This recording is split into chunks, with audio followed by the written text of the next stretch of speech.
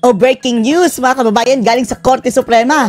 Dineklara na po ng Supreme Court mga kababayan na unconstitutional ang isinampang impeachment case ng Kongreso laban kay VP Sara Duterte.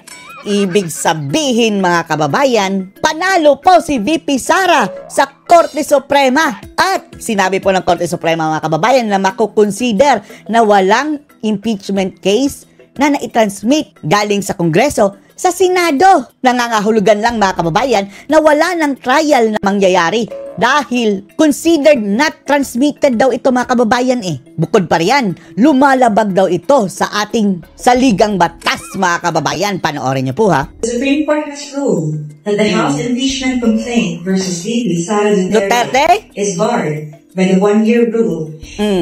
Yan ang unang-una nilang mga kababayan ha.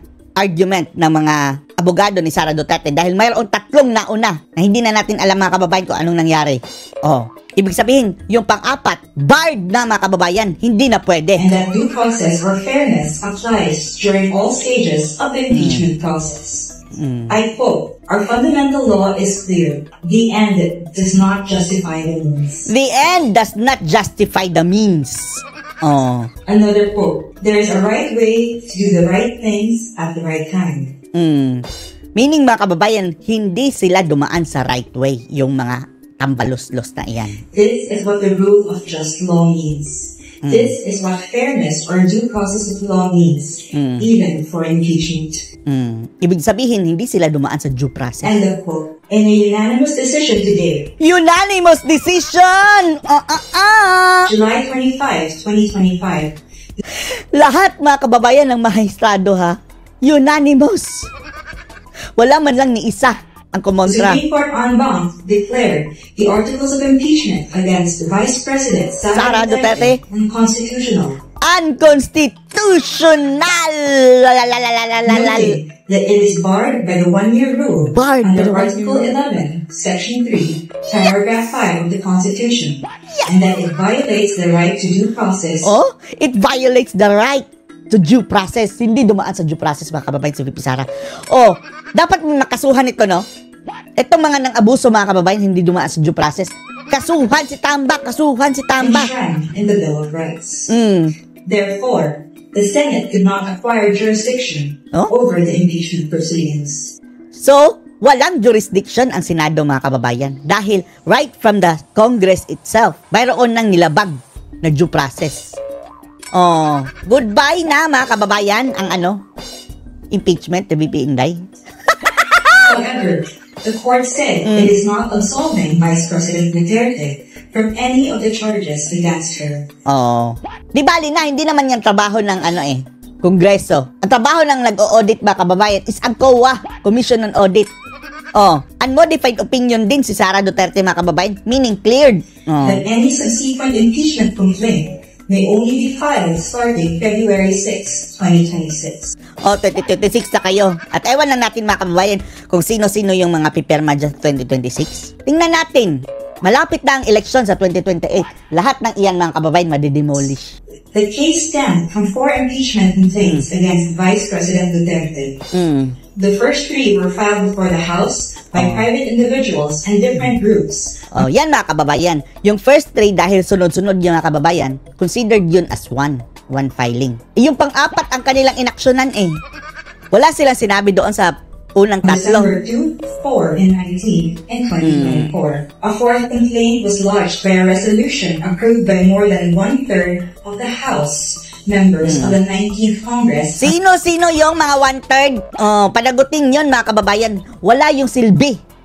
Hindi yung karapat-dapat na maging representative of the people. Pumirma mga kababayan ng impeachment ni VP Sara ng hindi dahil sa merit at sa legality at saka sa ebidensya.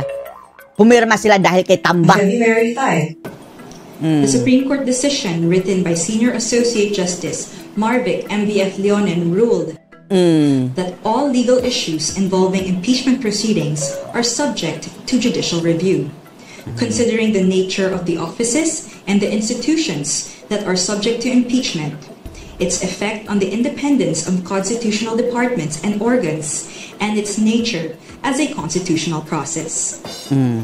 The impeachment process is primarily a legal and constitutional procedure, but with political characteristics. With political It may be characteristics. sui generis, but it is not Sui a purely generis? political proceeding. This means that the Bill of Rights, especially the Due Process Clause and the right to speedy disposition of cases, applies to the entire impeachment process, it said. Although the court does not determine. So, paano na yan? Yung mga nagtatawag ba kababay na umpisahan na? Like Dilima, Ted Filon, Rapi Tulfo, sino-sino pa mga kababayan. Sampal nyo to sa pagmumukha nyo. Unconstitutional. Whether an impeachable officer may be removed or disqualified from political office, it emphasized that it has a duty to construe the process mandated in the Constitution. In declaring that the articles of impeachment were barred by the one-year rule, the decision differentiated the first 3 complaints from the 4th complaint. The first 3, it said, were filed under Article 11, Section 3, Paragraph 2 of the Constitution, which allows any citizen to file a verified complaint with an endorsement by any House member.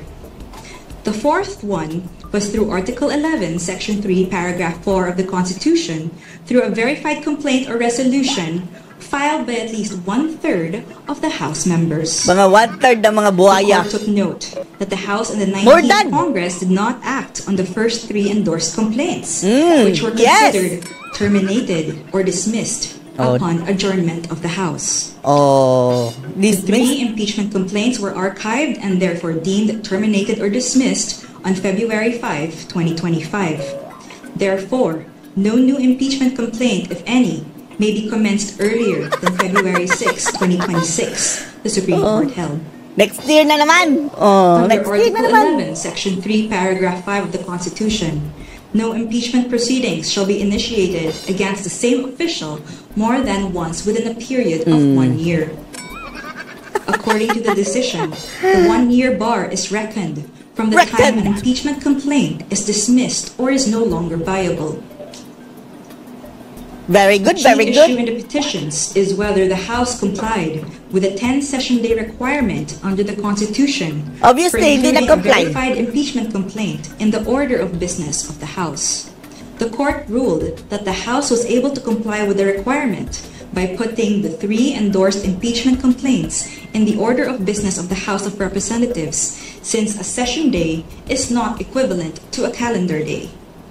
It is a period that starts from a call to order until the session is adjourned, regardless of the passage of time. However, the court reminded the House that Article 11, Section 3, Paragraph 2 of the Constitution clearly requires that a verified impeachment complaint be immediately put in the order of business within 10 session days from its endorsement. Kaya nga. The Constitution does not grant either the Nilimliman nila. Secretary General or the Speaker of the House any discretion to determine when this period commences. Walang due process. Consequently, the House of Representatives is not granted any discretion except to refer these matters to the proper committee within 3 session days. Walang proper committee doon mga kababayan na nag-handle. Nag-trial mga kababayan. Nag-discuss sa impeachment. Yan. However, the House may opt to consolidate all impeachment complaints properly commenced and endorsed within these periods. The court also determined that due process applies to the impeachment process. It laid down the following due process requirements in impeachment proceedings. First, the articles of impeachment or resolution must include evidence when shared with the House members, especially those who are considering its endorsement. So, walang ebidensya. Dismiss Second, the evidence should be sufficient to prove the charges in the articles of impeachment. Kung merong mga ebidensya, hindi sufficient. Third, the articles of impeachment and the supporting evidence Yan, mga should be kababayan. available to all members of the House of Representatives. Eto nga sinasabi nila, kapag malampasan ito ni Sarah, goodbye talaga kayong nanggigipit sa kanya. Lintik lang ang walang ganti. Not only to those who are being considered to endorse. Fourth, the respondent in the impeachment complaint should have been given a chance to be heard on the articles of impeachment and the supporting evidence to prove the charges prior to its transmittal to the Senate, despite the number of endorsements from House members. The House of Representatives must be given reasonable time to reach their independent decision of whether they will endorse an impeachment complaint. The court, however, has the power to review whether this period is sufficient, but petitioner, who invokes the court's power to review, should prove that officials failed to perform their duties properly.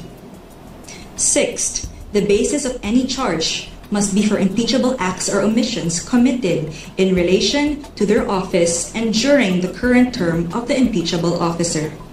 For the President and Vice President, these acts must be sufficiently grave, amounting to the crimes described in Article 11, Section 2. Basta yun na mga kababayan, diniklara ng Korte Suprema na unconstitutional ang impeachment case na isinampa laban kay VP Sara. At considered ito mga kababayan na hindi na-transmit doon sa Senado. Ibig sabihin, wala pong trial na mangyayari mga kababayan. Anong masasabi nyo dito? Post your comments below.